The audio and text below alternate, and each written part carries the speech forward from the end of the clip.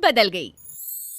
कहानी उस घर की है जहां बहू और बेटी को एक माना जाता था, लेकिन फिर अरे शिखा बेटा, तू रसोई में क्यों घुसी रहती है? जा, रोटी मैं बना लूंगी। नहीं माँ जी, आप बैठिए, बस सारा खाना बन ही गया है। श्वेता को बोल देती हूँ, वो खाना लगा देगी सबका। सॉरी भाभी, मेरे पास वक्त नहीं है। माँ, मुझे पैसे देना, पार्लर जाना है। हाँ हाँ चली जाना, भाभी को भी ले जाना। वो भी जाने को बोल रही थी पार्लर, पर पहले ना मदद कर दे उसके खाना लगाने में। देख माँ, वो बहू है, उसे बहू रहने देना, इतना सर पर मत चढ़ा भाभी को। श्वेता, ज्यादा मत बोला कर। बहू और बेटी में कोई फर्क नहीं होता है। जा जाकर काम कर। ननद को माँ का भाभी से इस तरह प्यार करना बिल्कुल अच्छा नहीं लगता। वो बार बार किसी न किसी तरह माँ को भाभी के खिलाफ भड़काती रहती, लेकिन कोई फायदा ना होता। एक रोज, अरे बेटे किशन, जा बहू को कहीं घुमा कर ला, सारा दिन घर में काम करती रहती है।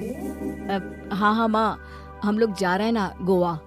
अच्छा जी, भाभी ने तो हमें बताया भी नहीं। वैसे तो सारी पंचायत करती है, ये गोवा वाली बात क्यों छुपा गई हमसे? अरे क्योंकि उसे खुद नहीं पता था बहन। मुझे टिकट सस्ती मिल रही थी तो मैंने बुक कर दिया। हाँ शिखा, पैकिंग कर ले, संडे हम जा रहे हैं गोवा। दोपहर में शिखा पैकिंग कर रही थी कि सास आ जाती है।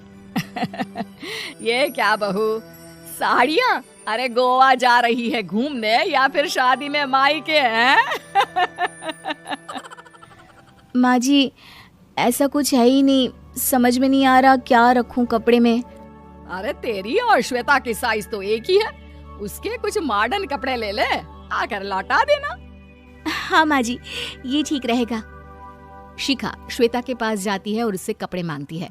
ना जी ना, मैं अपने कपड़े ना दूं, वैसे भी फैल जाएंगे मेरे कपड़े, बहुत महंगे वाले हैं। शिखा मुंह लटकाकर कमरे में आ जाती है तो सास कहती है, चल तैयार हो जा, तुझे मैं शॉपिंग करा कर लाती हूँ गोवा की। बस फिर क्या था, सास बहू निकल जाते हैं मार्केट और एक से बढ़कर एक ड्रेस खरीद कर घर आते हैं। पहले बता देती कि नए कपड़े दिलाने वाली है भाभी को, तो मैं अपने ही दे देती ना भाभी को, मुझे दिला देती नए कपड़े।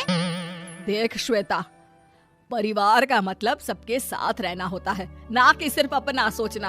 वैसे भी तुझे अच्छे संस्कार सीखने चाहिए। और रही बात कपड़ों की, तो शिखा, आज से घर पर भी तू मॉडर्न कपड़े ही पहनेगी। कोई जरूरत नहीं है ये साड़ी वाड़ी लपेटने की। अब क्या था, घर पर श्वेता और शिखा एक जैसे रहते। एक बार पड़ोसन आती है। अरे बेटा, अपनी माँ को तो बुलाना, जरा बात करनी है।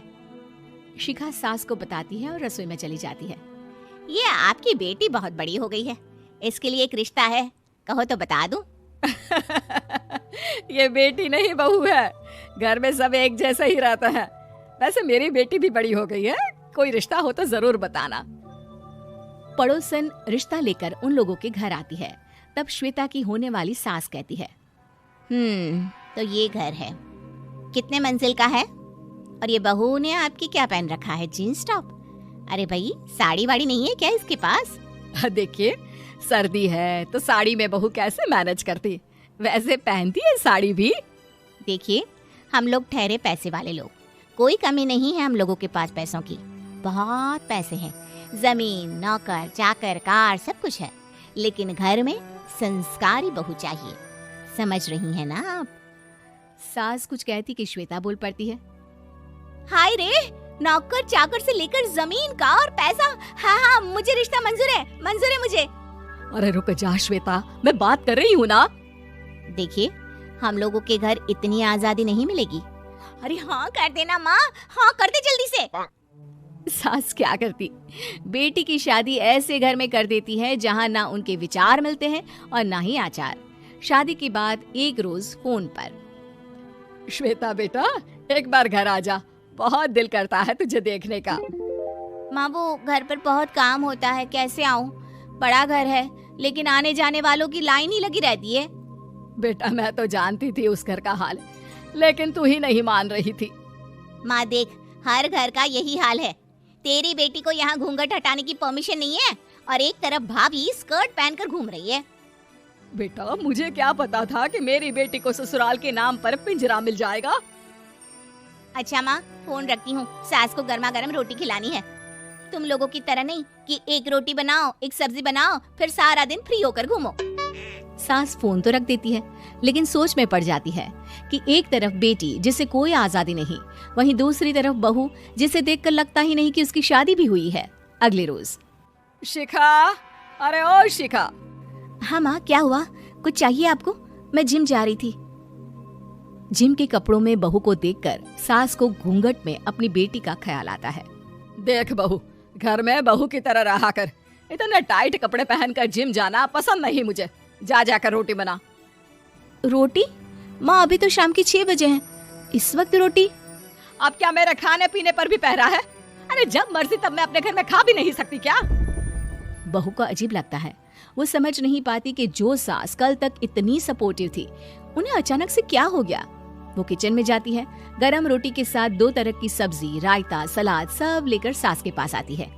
माँ जी, खाना। इतना सारा खाना? राक्षस समझा है क्या मुझे? रोटी मांगी थी मैंने गर्मा गर्म बस। पर माँ जी, रोटी खाती किससे आप? सब्जी तो बनानी थी ना। अरे भूख मर गई मेरी तेरी बहस से। जा जाकर काम कर, अंदर पूरी रसोई साफ कर। बहू अंदर चली जाती है।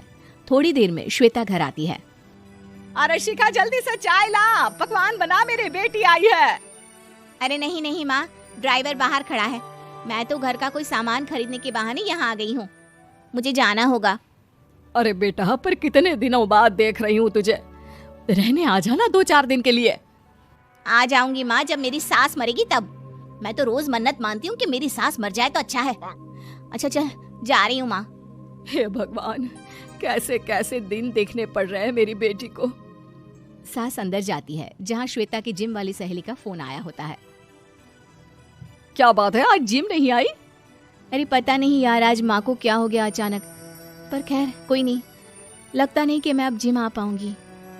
शिखा स्पीकर पर बात कर रही थी, जिसे सास सुन रही थी। यार ये सास ना होती ही ऐसी है। मैं तो कहती हूँ बुढ़िया जल्दी मरे और तू आराम से जिए। शिखा को सहेली की बात पर गुस्सा आ जाता है। माँ के मरने की कौन सा बच्चा दुआ मांगता है मोहिनी? आगे से ऐसी बात मेरे सामने मत करना। हमारे घर की शोभा ही माँ है। क्या हुआ जो थोड़ी शक्ति दिखा रही है? उसमें भी कोई ना कोई उनकी भलाई ही होगी। मैं तो कहती हूँ भगवान मेरे जैसी सास सबको दे, जो सिर्फ माँ की तरह है। सास वाली तो कोई बात ही नहीं है उनमें। सास ये बात सुन रही थी। उनकी आंख में आंसू आ जाते हैं कि क्यों वो बेटी की किस्मत में बहू को भी भागीदार बना रही थी। शिखा, अरे ओ शिखा, क्या हो गया? जिम नहीं जाना क्या?